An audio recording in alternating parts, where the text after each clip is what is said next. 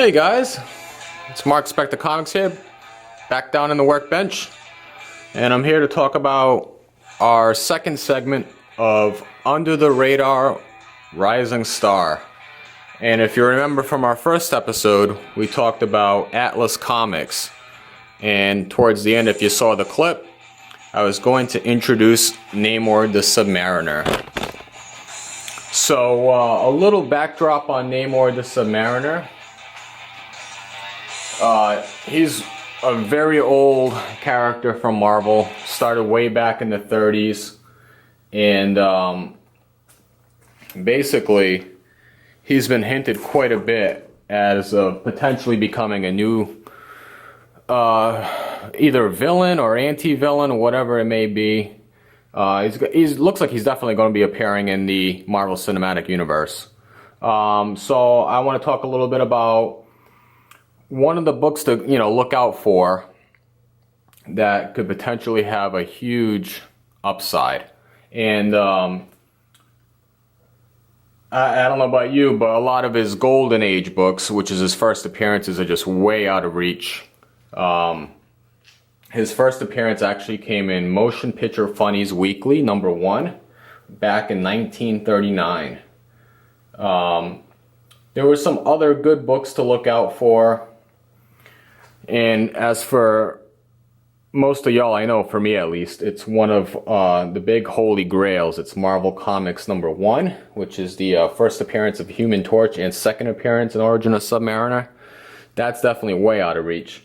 But there were some other good, books to look out for during that era. Marvel Mystery Comics #2, #4, and so on. But it wasn't until his first solo story, it's Submariner Comics #1, where he really got a name for himself. But even that series is still way out of reach for me.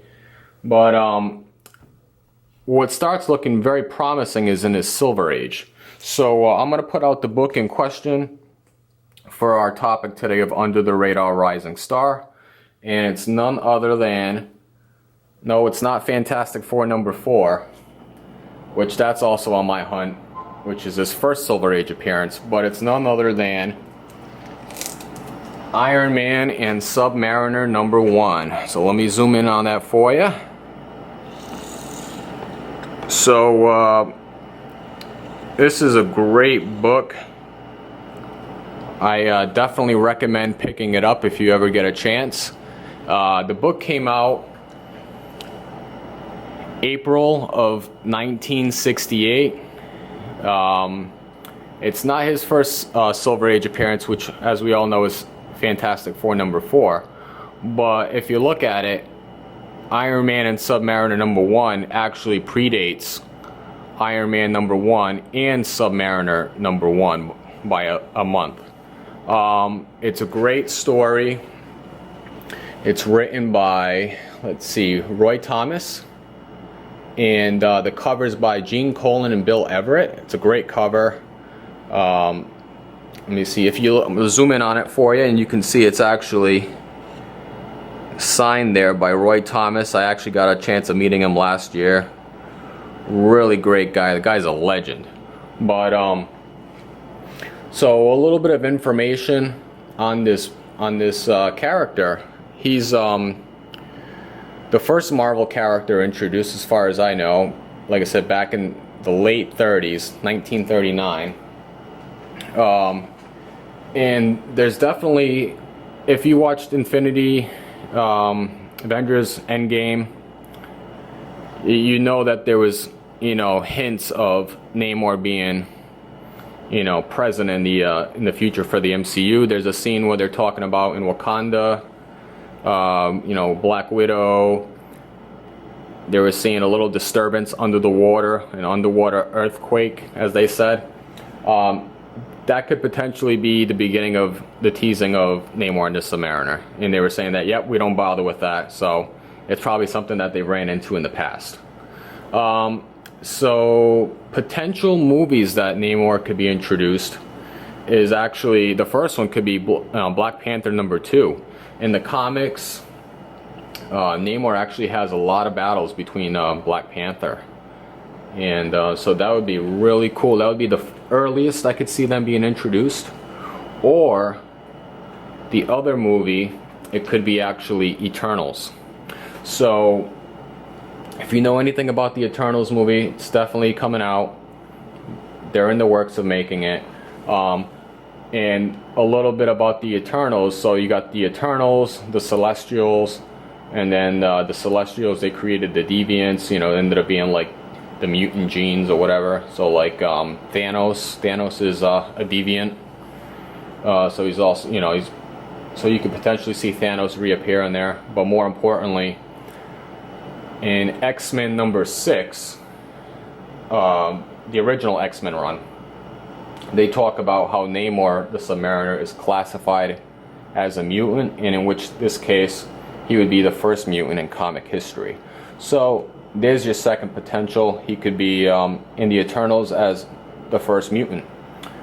So this is definitely a book to look out for. It's, you know, like I said, the segment is called Under the Radar, Rising Star. I'm leaning towards Rising Star. This book is definitely starting to slowly gain some grounds here, especially since for a lot of people Fantastic Four number 4 is out of reach.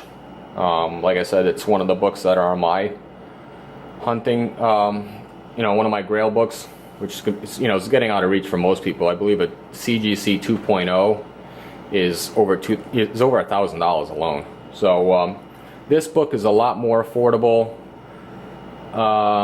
You can get this book, I don't know, $50 raw and up, depending on grade. Like I said, I think I paid around $300 or so for this book, and then I had to get it graded, and I got, you know, I had to crack it and then get it signed by Roy Thomas and slabbed again. But 9.2s in this book are going for, I think, CGC around like 4 and change right now, and it's been going up around like 17%, so it's slowly going up.